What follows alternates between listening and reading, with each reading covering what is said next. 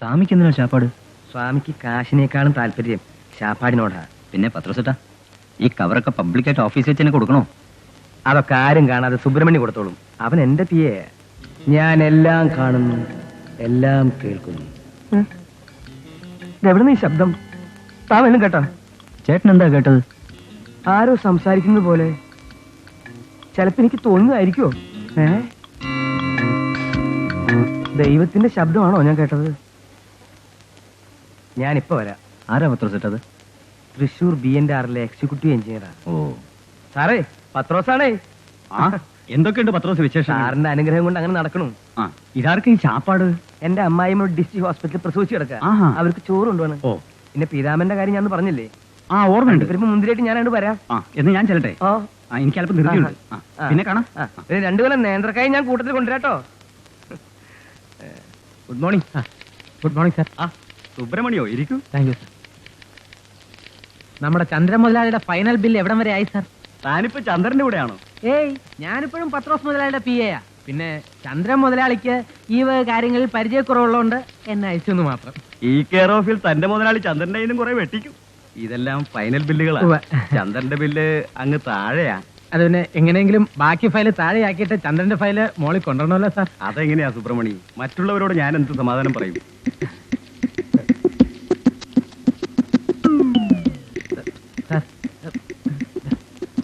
പണിക്കരേട്ടാ, സുന്ദരനല്ലേ? അതെ, സുഖം തന്നെ.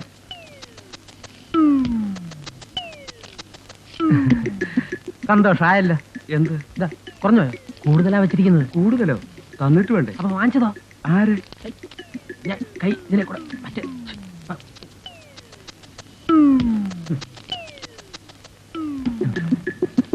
ഇതേപോലെ പല കവറുകളും പല സെക്ഷനിലും കൊടുക്കാറുണ്ട്. വരട്ടെ ഏട്ടാ. നമസ്കാരം സാർ. ഇത് ഇയാളെന്റെ അയൽവാസിയാ, അല്ലാതെ വേറെ ഇടപെടൊന്നുമില്ല. എന്താടോ? സാർ എന്നെ മറക്കരുത്. നീർക്കോലി കഴിച്ചാലും അത്താഴം മുടങ്ങും. ഹെഡ് ക്ലാർക്കിന്റെ അടുത്ത് ഫയൽ എത്തണ്ടേ? നല്ല കാര്യം. ചേട്ടന്റെ കാര്യം ഞാൻ ഗവനിക്കായിരിക്കോ? ചെല്ല്, സെക്ഷനിലോട്ട് ചെല്ല്, ഫയലൊക്കെ എടുത്തോട്. ഇവനൊക്കെ ജനിച്ചതിന് ഇതിനു വേണ്ടിയാണെന്ന് തോന്നുന്നു. ഇതെന്താ? ഇറച്ചിയൊന്നും അല്ലല്ലോ. ഇറച്ചി മഹാപാപമാ. ഏയ്, ഇത് ഫിഷ് മോളി. മോളി? തന്റെ ഭാര്യയുടെ പേര് മേരിക്കുട്ടി ഉണ്ടല്ലേ? മോളി ഈ ഡിഷിന്റെ പേരാ, അല്ലാതെ എന്റെ ഭാര്യയുടെ പേരൊന്നുമല്ല. അതെനിക്കറിയാവോ. ഇത് പട്ടിണി കിടന്നു ചക്കക്കൂട്ടം കിട്ടിയ പോലെ ഇയാളുടെ കാര്യം പറഞ്ഞു. അല്ല, മോളിന് നന്നായിട്ട് കുഴച്ച് കഴിച്ചാൽ നല്ല രസം ഉണ്ടാവും പറയാണ് ഞാൻ. നല്ല ഇരിക്കാ. വയറ് നിറച്ചു കഴിച്ചോ? നിറയട്ടെ അങ്ങട്. അല്ല, മടത്തിന്ന് കൊണ്ടുവന്ന ശാപ്പാട്. മടത്തിന്ന് കൊണ്ടുവന്ന ശാപ്പാട് മടത്തി കൊണ്ട് കൂച്ചിട്ട്. എന്താ? അല്ല, മടത്തിന്ന് കൊണ്ടുവന്ന ശാപ്പാട് വീട്ടിൽ കൊണ്ട് വെക്കാൻ പറയായിരുന്നു. ഇവിടുന്ന് ജോലി കഴിഞ്ഞ് ചെല്ലുമ്പോ നല്ല വീക്കാലോ. വേണ്ട വേണ്ട, തിരിച്ചു കൊടുക്കണ്ട. ഇവിടെ തന്നെ വെച്ചാ മതി. തിരിച്ചു കൊണ്ടുപോയി ആ പാർവതി ബഹളം വയ്ക്കും. ഇതിനിപ്പോ എന്താ ചെയ്യേ? ഇതിത്രയല്ലേ ഉള്ളൂ. ഇത് കഴിഞ്ഞ് ഞാനൊന്ന് ട്രൈ ചെയ്യാം. എന്റെ അമ്മേ. അപ്പൊ ആ പാവൻ ചന്ദ്രന്റെ ഫൈനൽ ബില്ലിന്റെ കാര്യം സ്വാമി ആറ്റല്ലോ? അതൊക്കെ പറഞ്ഞു കഴിഞ്ഞില്ലേ പത്രോസേ? ബില്ല് എന്റെ ടേബിളിൽ ഒന്ന് വന്നോട്ടെ. മതി, ധാരാളം മതി. കഴിഞ്ഞോ? കഴിഞ്ഞു. ഇവിടെയല്ല, ഇവിടെ ചോദിച്ചത്. എല്ലാം ഓക്കെ. ഇന്ന് വൈകുന്നേരം ചന്ദ്രൻ കോൺട്രാക്ടറുടെ ഫൈനൽ ബിൽ സ്വാമിയുടെ മേശപ്പുറത്തെത്തും. ഒട്ടുക്കത്തെ തീറ്റയെന്നുണ്ട് പണ്ടാറടങ്ങി. മീന്റെ വല്ലാത്ത നാറ്റം. മീൻ കൂട്ടിയ പിന്നെ സാമ്പാറിന്റെ മണം ഉണ്ടാവുക. പക്ഷേ പത്രോസേ, ഫയൽ എന്റെ മേശപ്പുറത്ത് വന്നാലുടനെ ഞാൻ പാസ്സാക്കി വിട്ടോളാം. പിന്നെ തന്റെ അയൽക്കാരൻ സൂപ്രണ്ട് ശങ്കരവാര്യരുണ്ടല്ലോ, അയാളുടെ കാര്യം താൻ തന്നെ നോക്കണം. അയ്യോ, അതും സ്വാമി തന്നെയാണ്. അത് മാത്രം എന്നോട് പറയണ്ട, അയാളോട് താൻ തന്നെ പറഞ്ഞോണം.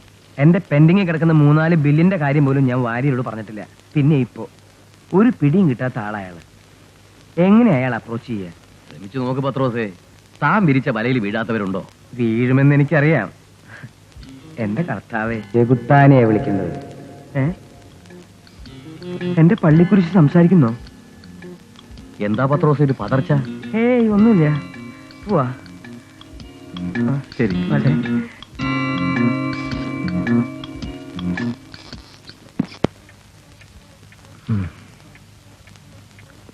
നമസ്കാരം. ആഹാ, പത്രോസോ? വായിരിക്കെ.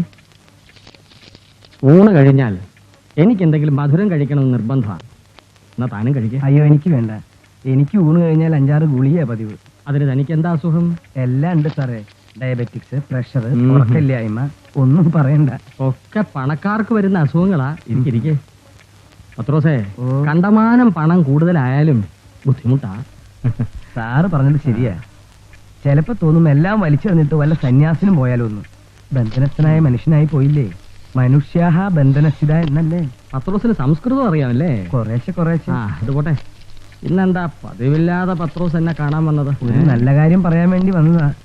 ശ്ശോ, ഏ? ദേ, എന്താ ഒരു 8 കാലി കുഞ്ഞ് പാവം പോയത്. ദേ, സർക്കാർ ഓഫീസല്ലേ? ഇന്നലെ രാത്രി ഞാനൊരു സ്വപ്നം കണ്ടു. 3-4 സെന്റ് ഭൂമിയില് സുന്ദരമായൊരു വീട്. ആ. അതിന്റെ പാലുകാച്ചി നടക്കുന്നു. ഞാനും മേരിക്കുട്ടിയും മക്കളൊക്കെ ഉണ്ട് പുതിയ വീട്ടില്. വീടിന്റെ ഉടമസ്ഥൻ വാര്യര സാറും ഭാര്യയും മക്കളും ഒക്കെ ചേർന്ന് വിരുന്നുകാരെയൊക്കെ ക്ഷണിച്ചിരുത്തുന്നു. കാപ്പിയും പലഹാരം കൊടുക്കുന്നു. ആകെ ഒരു സുഖകരമായ അന്തരീക്ഷം. എന്നിട്ട് നല്ല അയൽക്കാരന്റെ സ്വപ്നം സത്യമാകുമെന്ന ഞങ്ങളുടെ പ്രമാണം. ആ. ഇന്ന് ഞാനൊരു വീട് നേരിട്ട് കണ്ടു. സ്വപ്നത്തിൽ കണ്ട പോലെ തന്നെ നല്ല സുന്ദരമായ ഒരു വീട്. തമ്പുരാൻ കർത്താവാണ് സത്യം. പച്ചക്കള്ളം. ഇത് വലിയ ശല്യായില്ല. മര്യാദയ്ക്ക് ഒരു കള്ളം പറയാൻ പോലും സമ്മതിക്കില്ല അല്ലേ? പത്രോസ് ആരോടാ സംസാരിക്കുന്നത്? ഒന്നുമില്ല. ആ, എന്നിട്ട് വീട് കണ്ടിട്ട് പറയാം. അതുപോലൊരു വീട് സാറിന് ഉണ്ടായാലോ എന്ന് ഞാൻ ആശിച്ചു പോയി.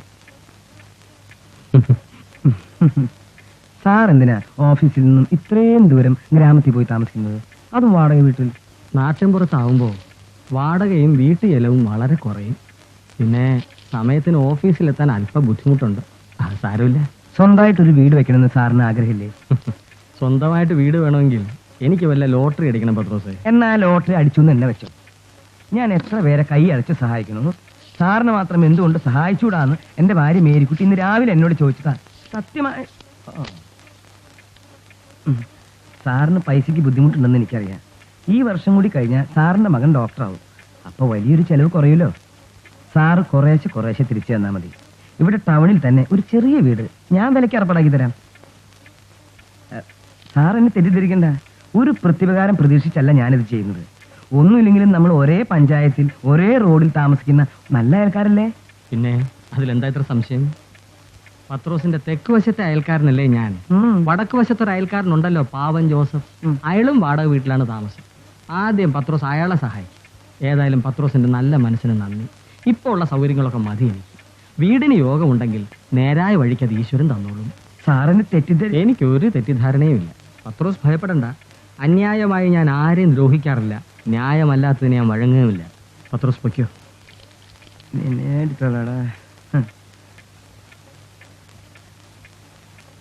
നല്ല അയൽവാസി ഒരു ദരിദ്രവാസി തന്നെയാ. എന്താ രാജു? ആ, ഞങ്ങളുടെ പാർട്ടിയുടെ സമ്മേളനമാണ്. കേരളദേശം പാർട്ടി ഇസെറ്റിന്റെ. ഇതെന്താ രാജു ഇസെറ്റ്? അതെ, പാർട്ടി വിഘടിച്ച് A മുതൽ Y വരെയായി. ബാക്കി ഇനി ഇസെറ്റല്ലേ ഉള്ളൂ. അത് കൊള്ളാം. അപ്പൊ പാർട്ടി പിരിഞ്ഞ് 26 കസ്റ്റമറിയായി അല്ലേ? എത്ര പേരുണ്ട് പുതിയ പാർട്ടി? തൽക്കാലം ഒരു 500 പേര് വരും. അപ്പൊ ഇനിയും പിരിയാൻ സാധ്യതയുണ്ടെന്ന് അർത്ഥം. അതില്ല ഹംസക്ക, ഇനി പിരിയില്ല.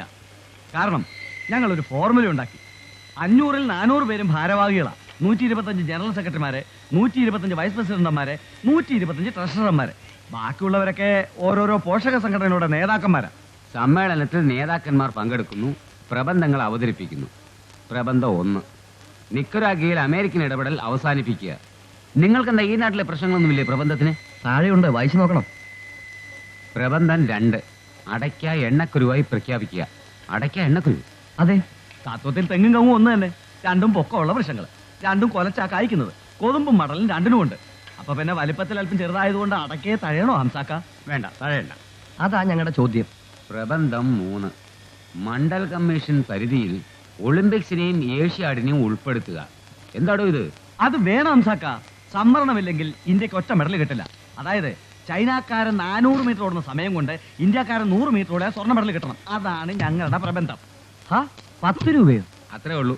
പോരാത്തതിന് നിന്റെ അപ്പം പത്രോസില്ലേ, അയാളുടെ കയ്യിൽ നിന്ന് വാങ്ങിച്ചാൽ മതി. ഒരു 50 തന്നെ ഹംസക്ക. ഇതെല്ലാം പല പാർട്ടിക്കാരുടെ രസീതുകളാണ്. ഓരോ കാരണം പറഞ്ഞ് ഓരോ പാർട്ടിക്കാർ വരും. കൊടുക്കാൻ ഒരു കയ്യേ ഉള്ളൂ, വാങ്ങാൻ 1000. അതുകൊണ്ട് വേണമെങ്കിൽ മതി.